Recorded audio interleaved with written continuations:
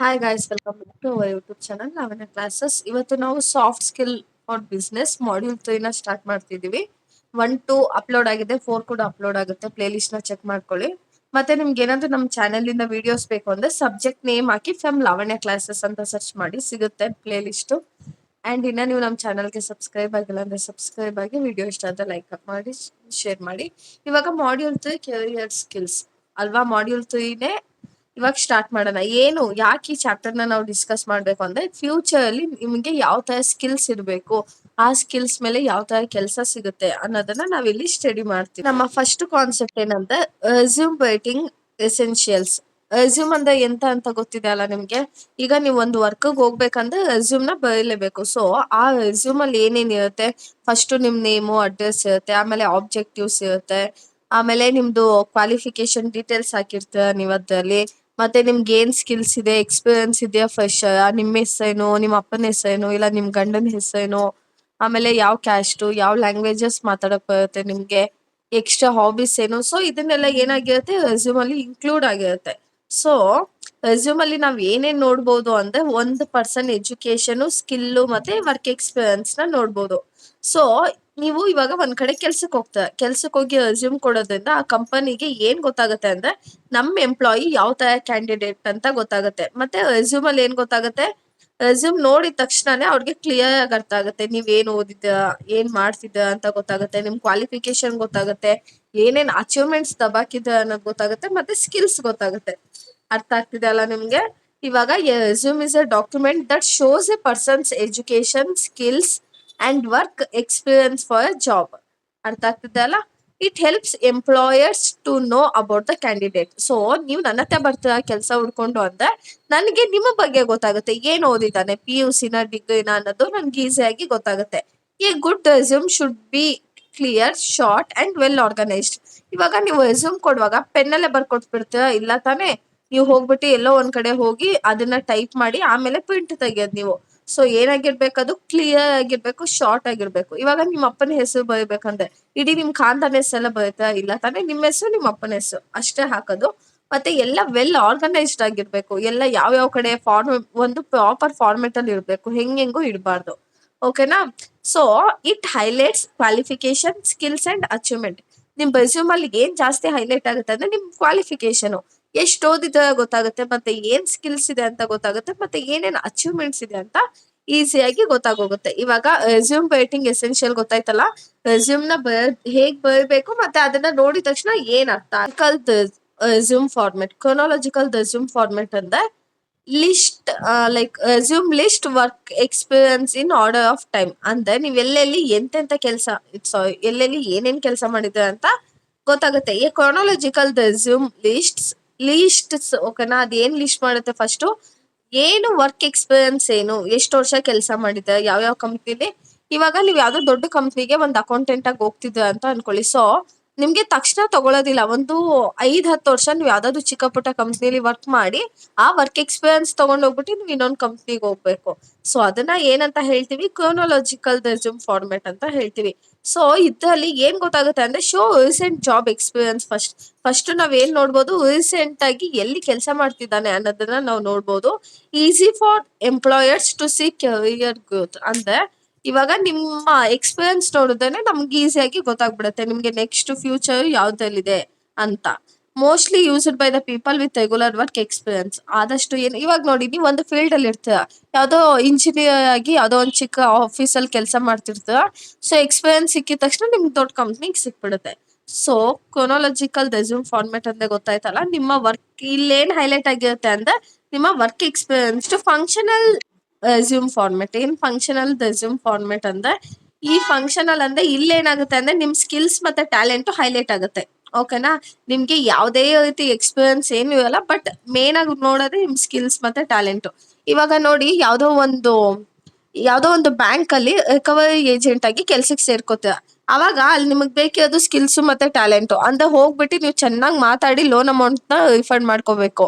ಅಲ್ಲಿ ಹೋಗ್ಬಿಟ್ಟು ನಿಮ್ಗೆ ಇವಾಗ ಏಜೆಂಟ್ ಅಲ್ಲಿ ಅಂತ ಇದು ಲೋನ್ ಅಮೌಂಟ್ ರಿಕವರಿ ಮಾಡಕ್ಕೆ ಸ್ವಲ್ಪ ಗೂಂಡಾಗಳ ತರ ಇಟ್ಟಿರ್ತಾರಲ್ವಾ?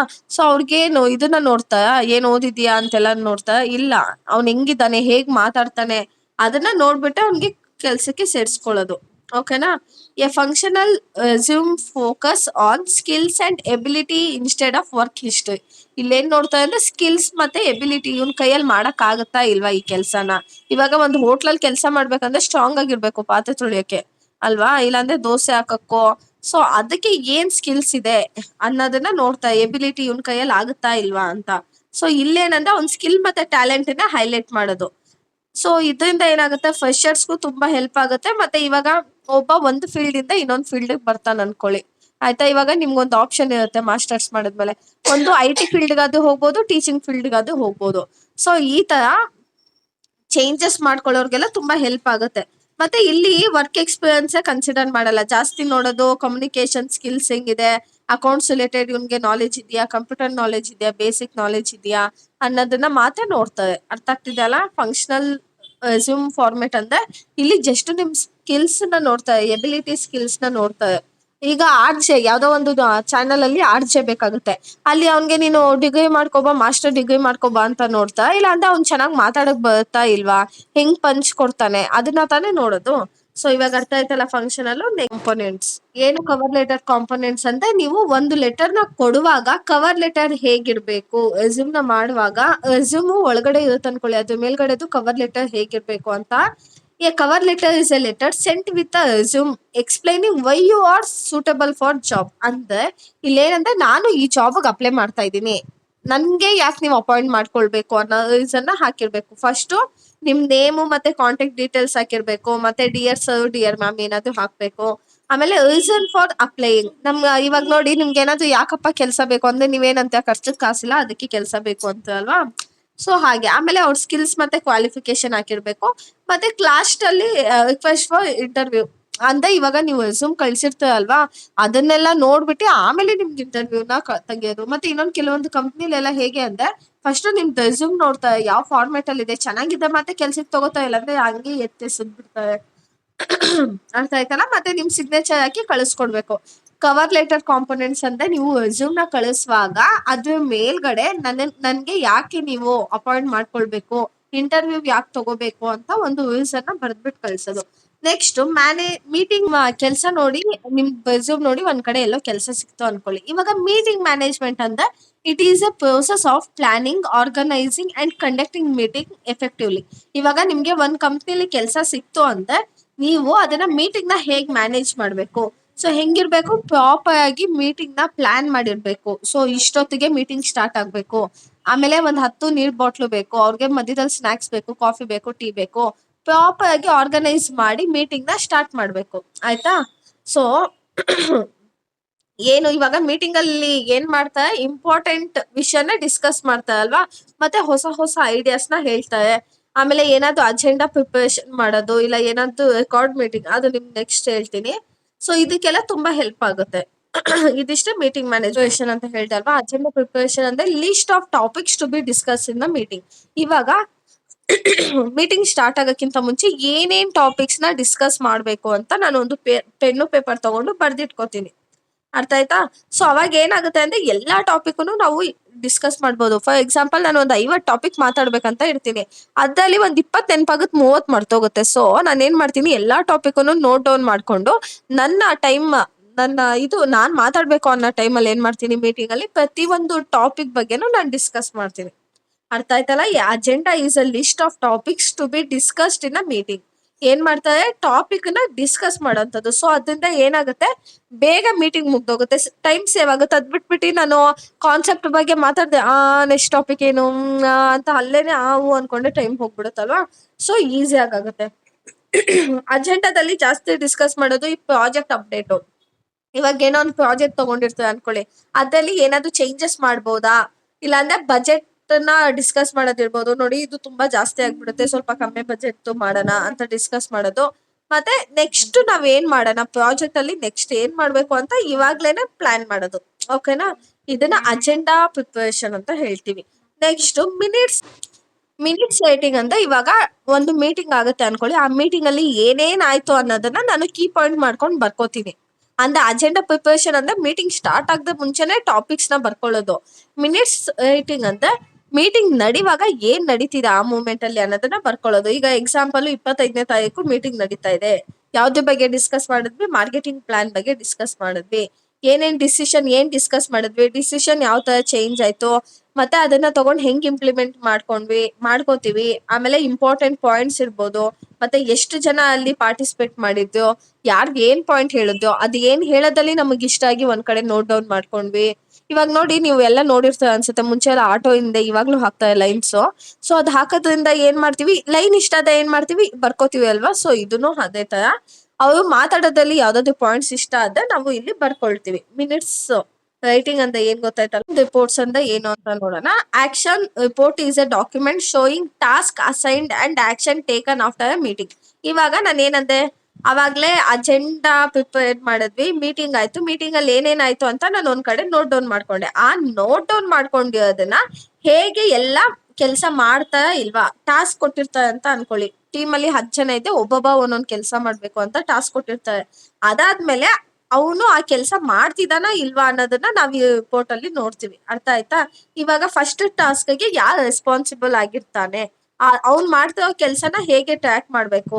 ಇವಾಗ ನಿಮ್ಗೆ ಅಸೈನ್ಮೆಂಟ್ ಕೊಟ್ಟಿರ್ತೀನಿ ಅಂತ ಅನ್ಕೊಳ್ಳಿ. ಇವಾಗ ಇಲ್ಲಾಂದ್ರೆ ಕ್ಲಾಸ್ ಅಲ್ಲಿ ಏನಾದ್ರು ಕಾಲೇಜಲ್ಲಿ ಫಂಕ್ಷನ್ ಬಂದ್ರೆ ಏನ್ ಮಾಡ್ತಾ ಹೇಳಿ, ಎಲ್ಲರಿಗೂ ಡಿವೈಡ್ ಮಾಡ್ತಾರಲ್ವಾ?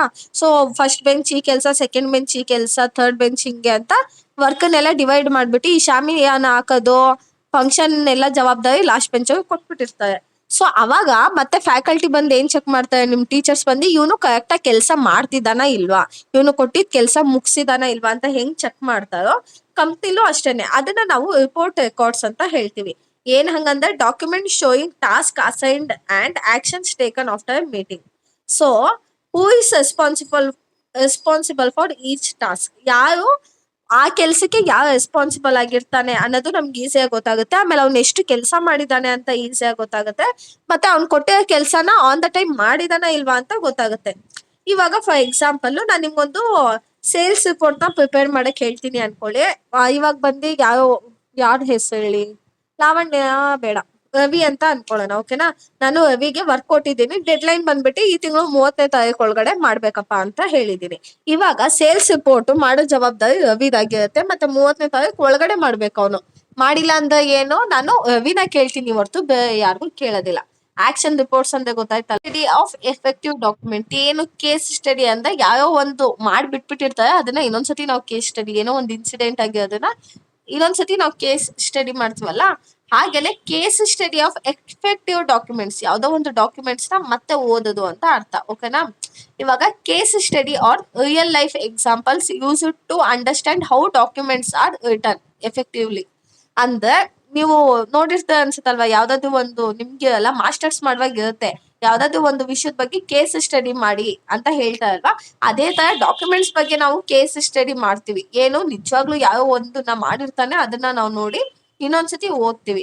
ಸೊ ಅದು ಓದೋದ್ರಿಂದ ಏನಾಗುತ್ತೆ ಅಂದ್ರೆ ಆ ಕೇಸ್ ಸ್ಟಡಿ ಡಾಕ್ಯುಮೆಂಟ್ಸ್ ಒಬ್ಬ ಮಾಡಿದಾನ, ಅದು ಚೆನ್ನಾಗ್ ಮಾಡಿದಾನೋ ಇಲ್ವೋ ಅಂತ ಕರೆಕ್ಟ್ ಆಗಿ ಗೊತ್ತಾಗುತ್ತೆ. ಮತ್ತೆ ನಾವು ಕರೆಕ್ಟ್ ಆಗಿ ಹೇಗೆ ಯಾವ ಮೆಥಡ್ ಫಾಲೋ ಮಾಡ್ಬೇಕು ಅನ್ನೋದು ಈಸಿಯಾಗಿ ಗೊತ್ತಾಗುತ್ತೆ.